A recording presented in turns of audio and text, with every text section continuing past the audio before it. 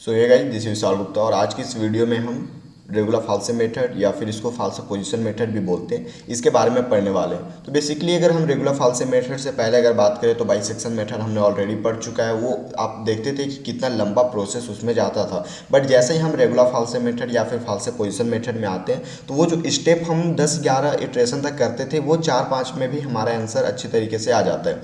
सो अगर हम regular false method की बात करें तो इसको समझने के लिए आप ग्राफ देख सकते हो। यहाँ पे सपोज ये हमारे पास एक्स एक्सिस पे एक यहाँ पे स्लोप दिया गया है और इस स्लोप का जो ए पॉइंट है, अगर इसका हम ए पॉइंट पे देखें ए और फंक्शन एफ ऑफ ए और यहाँ पे बी पॉइंट पे देखें बी और फंक्शन एफ ऑफ बी। सो यहाँ पे ए की बात करें तो ये यहाँ से इसका डिस्टेंस है एंड बी की बात करें तो ये यहाँ से इसकी डिस्टेंस है। उसके बाद ये फंक्शन हो गया। सो यहाँ पे इसको सॉल्व करने के लिए जो हमारे पास ए से है, ए को बी से यहाँ पे मिला देते हैं और इस तरीके से करते करते अगर यहाँ पे हमारा रूट है तो ये आप देख सकते हो इतना करीब हो गया। देन यहाँ पे अगर हम बात करें, ये आप देख सकते हो जहाँ पे भी स्लोप एक्स एक्सिस पे कट करता है वहाँ से अगर हम इसको और भी नीचे लाना चाहें तो ये आप देख सकते हो यहाँ पे इसको कट करता है और ये पॉइंट को, अब ये हमारे पास सी पॉइंट हो गया, इसको हम यहाँ पे लिख सकते हैं C and F of C, right. So ये वाला जो पॉइंट है यहाँ पे अब हम इसको फिर से इसको मिला देते हैं ये इस तरीके से। तो अब यहाँ पे ये कट कर दिया, अब ये फिर से यहाँ पे हम इसको ऐसे मिलाएंगे तो ये कुछ ऐसे करते करते धीरे धीरे हमारे पास ये जो रूट है वो बहुत ही पास आते जाएगा। तो आप देख सकते हो कि 3 से 4 स्टेप में ही हमारा जो रूट है वो बहुत ही पास में आ जाता है, जो कि ऐसा हम बाइसेक्शन मेथड में नहीं कर पा रहे थे। बाइसेक्शन मेथड हमें बहुत ही लंबा चल रहा था, लेकिन जब हम रेगुलर फाल्से मेथड को सॉल्व करेंगे तो आप देख सकते हो कि 2 से 3 स्टेप में, 4 स्टेप में बहुत ही सटीक जो हमारे पास मेथड है इसके थ्रू हम आंसर ला सकते हैं। सो यहाँ पे अगर हम बात करें तो ये आप देख सकते हो ए से बी के थ्रू यहाँ पे ये जो ए सी का स्लोप है वो ए बी के स्लोप के इक्वल होगा, राइट क्योंकि स्लोप तो इक्वल ही है, दोनों स्ट्रेट लाइन में है तो स्लोप यहाँ पे इक्वल होगा। मतलब हम बोल सकते हैं कि slope of A B is equal to slope of A C. So आपको पता होगा कि स्लोप का जो फॉर्मूला है वो होता है y2 minus y1 divided by x2 minus x1। सो अगर हम स्लोप ए बी की बात करें तो यहाँ से y2 माइनस y1 मतलब ये हमारे पास हो जाएगा F B minus F A divided by x2 minus x1 मतलब b minus A is equal to, अगर हम स्लोप ए सी की बात करें तो यहाँ हो जाएगा हमारे पास 0 minus F of A divided by C minus A. So अब आप देख सकते हो अगर हम यहाँ से c माइनस ए का वैल्यू निकालना चाहें तो ये हमारे पास हो जाएगा minus F of A B minus A divided by F of B minus F of A. So ये हमारे पास c माइनस ए का वैल्यू हो गया। अगर हम यहाँ से c का वैल्यू निकालना चाहें जो कि हमारे पास इटरेशन है, सो c का वैल्यू हमारे पास हो जाएगा a minus F of A B minus A divided by F of B minus F of A. इसको हम इस तरीके से भी लिख सकते हैं या फिर अगर आप और भी अगर इसको करना चाहो तो ये आप देख सकते हो यहाँ पे ये हमारे पास हो जाएगा c इज इक्वल टू, ये जो हम इसको आगे सॉल्व करेंगे तो ये जो एफ ऑफ ए है वो इससे कैंसिल हो जाएगा। मतलब हम यहाँ पे बोल सकते हैं कि ये हमारे पास हो जाएगा A F of B minus B F of A divided by F of B minus F of A.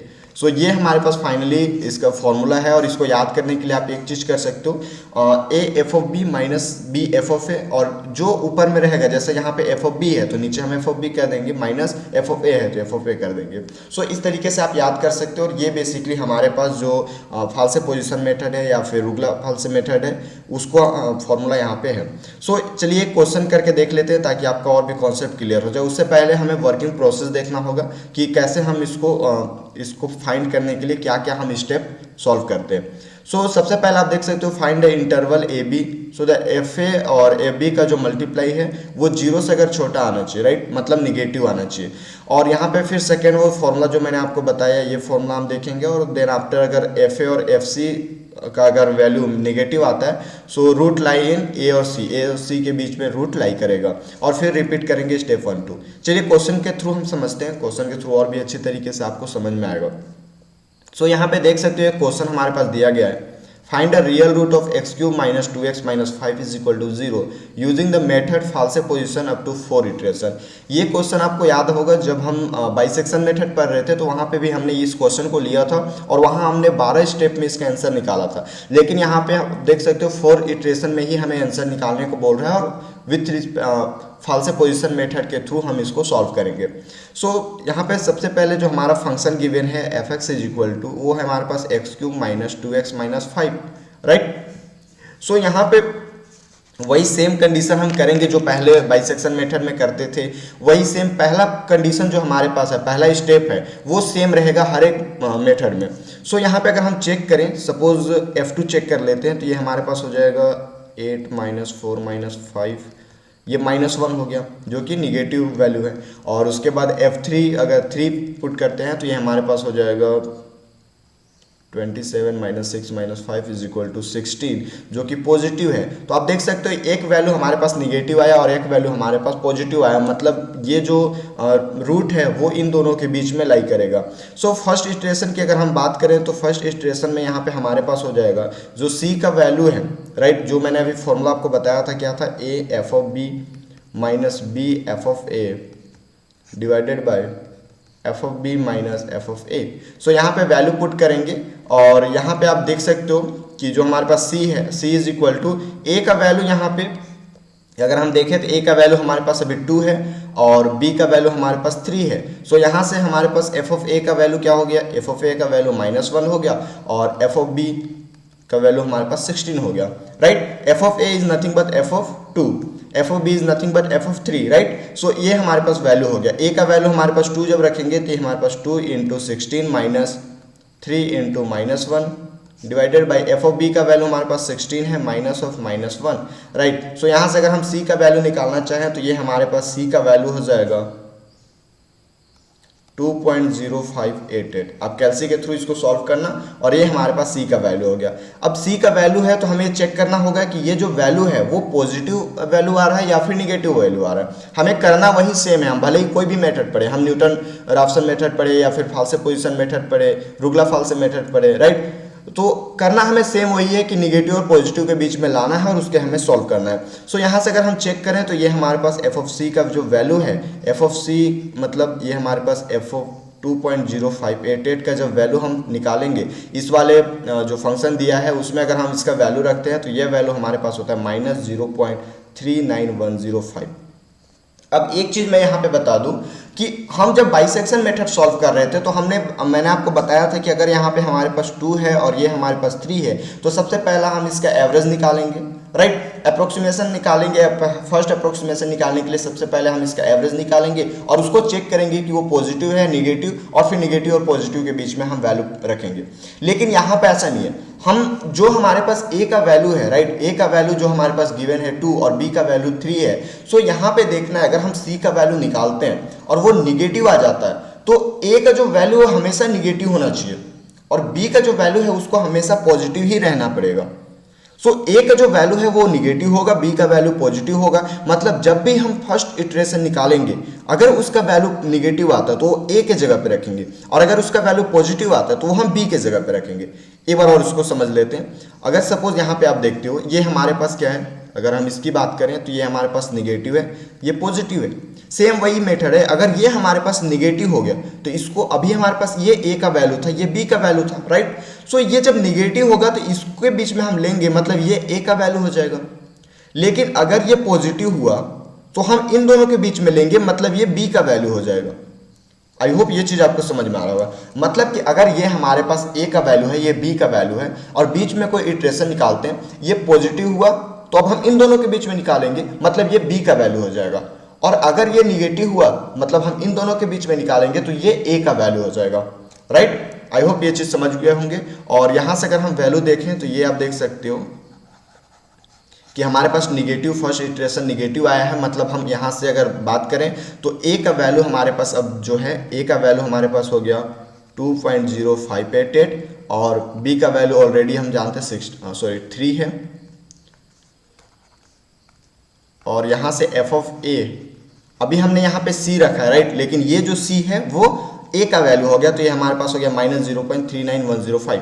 So यहाँ आप देख सकते हो -0.39105 और f ऑफ b का वैल्यू हमारे पास 16 है। सेकेंड इटरेशन यहाँ पे निकल रहा है, राइट। सो अब आप देख सकते हो डायरेक्टली हम c पे वैल्यू पुट कर देते हैं। सो a f of b minus b f of a divided by f of b minus f of a। So value put करने के बाद आप देख सकते हो हमारे पास वैल्यू हो जाएगा 2.0588 इंटू 16 -3 इंटू -0.39105। सो ये वैल्यू हमारे पास हो जाएगा एफ ऑफ ई का वैल्यू हो जाएगा 16 माइनस 0.39105 और कैल्सी में इसको सॉल्व करोगे तो ये सी का जो वैल्यू है, सी का वैल्यू हमारे पास हो जाएगा 2.0812, राइट। और अब हम यहाँ से चेक करेंगे कि ये जो वैल्यू है सी का वो हमारे पास निगेटिव या पॉजिटिव है, तो इसको चेक करेंगे। अगर हम ये आप देख सकते हो 2.0812 क्यूब -2 इंटू 2.0812 -5। सो यहाँ से कैल्सी में अगर वैल्यू को रखोगे तो ये हमारे पास वैल्यू हो जाएगा -0.1479। सब अब ये माइनस आ गया, मतलब यहाँ से अगर हम थर्ड इटरेशन की बात करें तो थर्ड इटरेशन में हमारे पास ए का वैल्यू चेंज हो जाएगा और ए के वैल्यू को चेंज करके यहाँ पे हम ये जो हमारे पास थर्ड इटरेशन है ये आप देख सकते हो।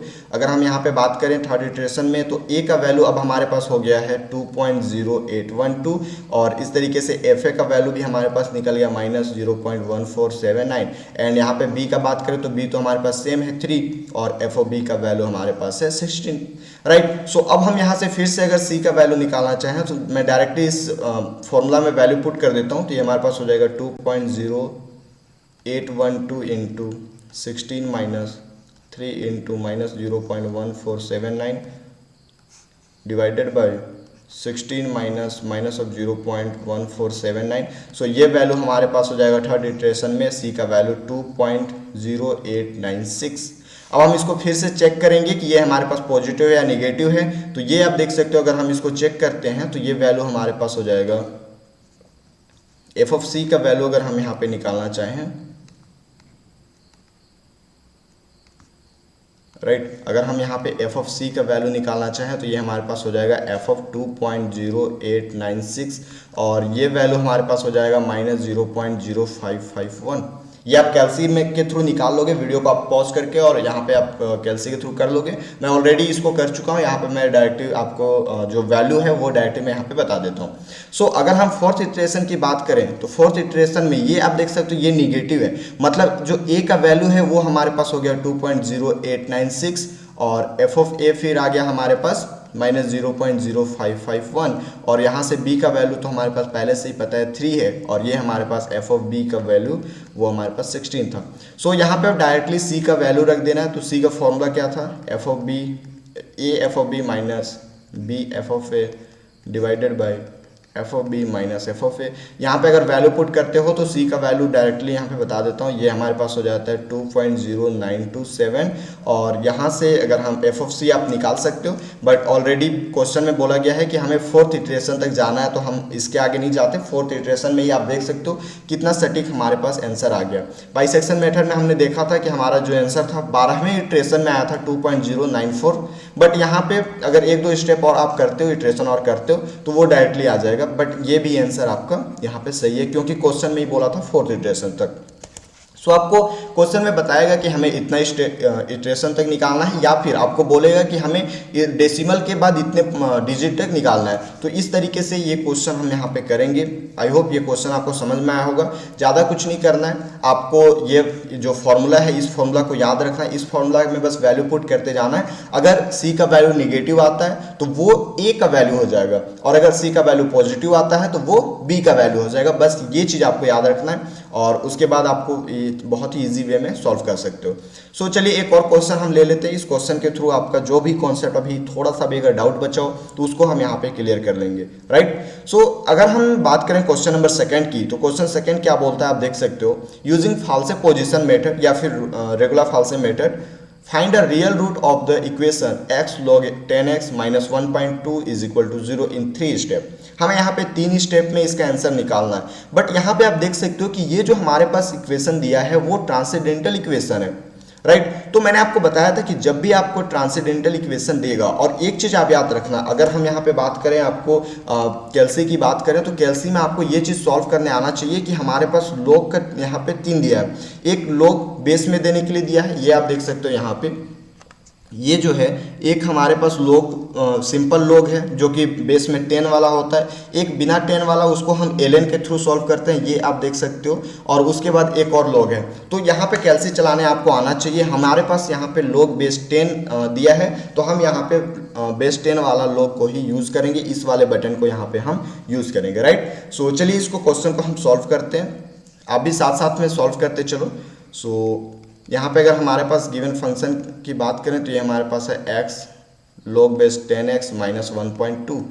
सो यहाँ पे आप देख सकते हो, अगर हम यहाँ पे वैल्यू पुट करें ट्रांसेंडेंटल इक्वेशन में इसको चेक करने के लिए, तो सबसे पहले अगर हम f(1) की बात करें तो 1 अगर यहाँ पे पुट करते हो 1 log बेस 10 1 माइनस 1.2, तो ये log 1 का वैल्यू तो 0 हो जाएगा, मतलब ये हमारे पास हो गया माइनस 1.2 जो कि निगेटिव वैल्यू है। अगर हम 2 की बात करें तो f(2) हमारे पास हो जाएगा 2 log बेस 10 2 माइनस 1.2। अगर हम इसकी बात करें तो ये वैल्यू हमारे पास हो जाएगा माइनस 0.6। और उसी तरीके से अगर 3 हम रखें तो ये हमारे पास हो जाएगा 3 log base 10 3 minus 1.2 is equal to ये हमारे पास हो जाएगा 0.23। सो ये आप देख सकते हो, ये हमारे पास निगेटिव वैल्यू आया और ये हमारे पास पॉजिटिव वैल्यू आया। बट अगर आप चाहते हो कि हम यहाँ पे जो भी हमारे पास ट्रांसेंडेंटल इक्वेशन दिया है उसको कम स्टेप में और अच्छा एक्यूरेट आंसर लाएं, तो आप एक चीज याद रखना, ट्रांसेंडेंटल इक्वेशन में आप जितना सटीक रूट के आसपास लेते हो, मतलब इंटरवल जितना भी सटीक लेते हो, वो ज़्यादा सटीक आंसर वहाँ पे हमें मिलता है। कहने का ये मतलब है कि अगर हम 2 और 3, अभी हमारे पास जो ये हम आप देख सकते हो इंटरवल, अभी हमारे पास 2 और 3 आया है, बट ट्रांसेंडेंटल में अगर हम 2 3 लेते हैं तो बहुत ज़्यादा स्टेप हमारे पास हो जाता है। जैसे 3 स्टेप बोला है तो हमें वहाँ पे 4-5 स्टेप में वही सेम आंसर आएगा, जो कि हम इसका इंटरवल कम कर देंगे। कहने का मतलब ये है कि अगर हमारे पास 2 में बात करें तो ये हमारे पास निगेटिव है, तो हम एक चेक कर लेते हैं। अगर हम यहाँ पे सपोज 2.6 डाल दें, राइट, सो 2.6 जब हम रखेंगे तो ये हमारे पास हो जाएगा 2.6 log बेस 10 2.6 माइनस 1.2। और आपको यहाँ पे कुछ करना नहीं है, बस कैलसी में वैल्यू पुट करना है और ये आप देखोगे कि ये हमारे पास वैल्यू निगेटिव आता है। उसके बाद अगर हम बात करें f ऑफ 2.7 की बात करें तो ये हमारे पास 2.7 log base 10 2.7 minus 1.2 is equal to, आप इसको भी चेक करोगे तो आप पाओगे कि ये भी हमारे पास निगेटिव वैल्यू आता है। देन अगर हम बात करें f ऑफ 2.8 की बात करें तो ये हमारे पास हो जाएगा 2.8 log base 10 and 2.8 minus 1.2 is equal to, ये हमारे पास पॉजिटिव वैल्यू आता है। तो अब आप देख सकते हो कि जब हम इंटरवल 2-3 ले रहे थे तो कितना हमारे पास गैप हो जा रहा था, बट अगर हम बात करें ये 2.7 और 2.8 की, तो ये एक सटीक आंसर हमारे पास आने का चांसेस बढ़ जाते हैं। सो हम 2.7 और 2.8 को लेके यहाँ पे सॉल्व करेंगे। कहने का ये मतलब है कि हमारे पास a का वैल्यू 2.7 आ गया और b का वैल्यू हमारे पास 2.8 आ गया। अगर यहाँ से 2.7 का वैल्यू देखें, हमें तो ये पता है निगेटिव है, बट अगर हम वैल्यू देखें तो ये वैल्यू हमारे पास निकालने के बाद जो वैल्यू आता है वो आ जाएगा माइनस 0.0353। और यहाँ से एफ ऑफ बी का वैल्यू निकाले तो ये हमारे पास होता है 0.052। सो सी में वैल्यू पुट कर देंगे तो ये हमारे पास हो जाएगा A F of B minus B F of A divided by F of B minus F of A. So ये आप देख सकते हो वैल्यू पुट करने के बाद जो हमारे पास वैल्यू आता है 2.7 into 0.052 minus 2.8 into minus of 0.0353 और divided by 0.052 minus minus plus that कर देता हूँ और ये 0.0353। सो यहाँ से C का जो वैल्यू है वो हमारे पास हो जाएगा 2.7404 और यहाँ से अगर हम एफ ऑफ C का वैल्यू निकालें तो ये हमारे पास हो जाएगा माइनस 0.00021। अब आपको पता है कि जब हमारे पास एफ ऑफ C का वैल्यू माइनस आता है सो वो वैल्यू क्या हो जाता है, ये जो वैल्यू माइनस आया ये वैल्यू हो जाएगा A का वैल्यू, ये वैल्यू हमारे पास A का वैल्यू हो जाएगा। मतलब अगर हम यहाँ पे अभी फर्स्ट इटरेशन की बात कर रहे थे और सेकेंड इटरेशन में अगर हम जाएं तो सेकेंड इटरेशन में हमारे पास A का जो वैल्यू है वो C का वैल्यू ही हो जाएगा, मतलब 2.7404 और यहाँ से f ऑफ A का वैल्यू आपको पता है माइनस 0.00021 और B का वैल्यू ऑलरेडी हमें पहले से गिवन है 2.8 और f ऑफ B का वैल्यू हमारे पास है 0.052। सो इस तरीके से आप देख सकते हो यहाँ पे अगर हम बात करें सेकेंड इटरेशन की तो ये हमारे पास A का वैल्यू जो C का वैल्यू था वो निगेटिव आया था, इसलिए हम उसको A के वैल्यू में चेंज कर दिए और B का वैल्यू हमें ऑलरेडी यहाँ पे गिवन है। सो यहाँ पे अगर हम देखें ये फिर से C का अगर वैल्यू निकालें तो C इसी वाले फॉर्मूला में अगर वैल्यू पुट आप करते हो तो यहाँ से C का वैल्यू हमारे पास आ जाता है 2.7406 और f ऑफ C का वैल्यू अगर हम निकालें एफ ऑफ सी का वैल्यू अगर हम निकालें इस वाले फॉर्मूला में x log 10x माइनस 1.2, सो इस वाले फॉर्मूला में रख के अगर हम x का वैल्यू निकालते हैं, सॉरी एफ ऑफ सी का वैल्यू निकालते हैं, तो ये वैल्यू आपको आ जाता है -0.00004, राइट। अगर हम थर्ड इटरेशन की बात करें तो आप यहाँ पे करते जाना। थर्ड इटरेशन में अगर हम देखें, सो आप देख सकते हो कि अगर हम थर्ड इटरेशन निकालते हैं तो यहाँ पे ये आपके पास माइनस वैल्यू आया। जब हमारे पास c का माइनस वैल्यू आता है तो ये किसका वैल्यू हो जाता है, a का वैल्यू हो जाता है। मतलब यहाँ से a का वैल्यू हमारे पास हो गया 2.7406 और f ऑफ a का वैल्यू हम निकाले थे 0.00004 और b का वैल्यू वही सेम है 2.8 और यहाँ पे f ऑफ b का वैल्यू हमारे पास हो जाता है 0.052। सो फिर से यहाँ पे c का वैल्यू रखेंगे तो ये हमारे पास हो जाएगा 2.7406 into 0.052 minus 2.8 into minus 0.00004 divided by 0.052 minus of 0.00004 और यहाँ से c का वैल्यू देखें तो ये हमारे पास हो जाता है 2.7406। ये आप देख सकते हो कि अभी जो लास्ट हमारे पास, अगर हम यहाँ पे बात करें सेकेंड इटरेशन में, तो सेकेंड इटरेशन में हमारे पास c का वैल्यू आया था 2.7406 और थर्ड इटरेशन की अगर हम बात करें तो थर्ड इटरेशन में c का जो वैल्यू है वो आया है 2.7406। तो जब ये वैल्यू आप एक दोनों वैल्यू सेम आता है, मतलब दोनों वैल्यू अगर सेम आए, अगर सेकेंड इटरेशन थर्ड इटरेशन में वैल्यू सेम आ जाए तो ये हमारा आंसर हो जाता है। सो राइट आंसर हमारे पास है 2.7406। जब भी आपको ये दोनों वैल्यू मैच कर जाए, मतलब एक पहले वाले इटरेशन और एक बाद वाले इटरेशन का वैल्यू जब मैच करने लगे तो वहाँ पे आप उसको लास्ट आंसर मान सकते हो, कंसीडर कर सकते हो। सो इस तरीके से हम रेगुलर फाल्से मेथड बोल सकते हो या फिर फाल्से पोजीशन मेथड को इस तरीके से सॉल्व करते हैं। एंड यहाँ पे आप देख सकते हो 2 क्वेश्चन हमने ऑलरेडी किया, दोनों क्वेश्चन का स्टेप सेम है। एक हमने अलजेब्राइक इक्वेशन लिया था और सेकंड हमने ट्रांसेंडेंटल इक्वेशन लिया था, बट दोनों में हमें कोई भी ज़्यादा प्रॉब्लम देखने को नहीं मिलता है। एक बात आप याद रख सकते हो कि जब भी आप ट्रांसेंडेंटल इक्वेशन सॉल्व करते हो तो उसमें आपको जितना कम इंटरवल आप ले सकते हो उतना सटीक आंसर आपको कम स्टेप में आ जाएगा। अब हम अगर बात करें बाइसेक्शन मेथड की तो वहां पे हमें 12 तक हम गए थे, राइट, 12 स्टेप तक गए थे, 12 इटरेशन तक गए थे। बट रेगुलर फाल्से मेथड में आप देख सकते हो कि तीसरे स्टेप में हमारे पास इतना सटीक आंसर आ जाता है। सो ये यहाँ पे हमारे पास प्लस पॉइंट होता है। इसके बाद हम न्यूटन राफसन मेथड पढ़ेंगे जो कि और भी सटीक है और बहुत ही इंपॉर्टेंट है, वो हर एक एग्जाम में आपको पूछे ही जाते हैं। सो इसे आप तब तक सॉल्व करते रहना, और भी क्वेश्चन आप सॉल्व कर सकते हो, BS अग्रवाल बुक से आप सॉल्व करना। मिलते हैं नेक्स्ट वीडियो में न्यूटन राफसन मेथड के साथ।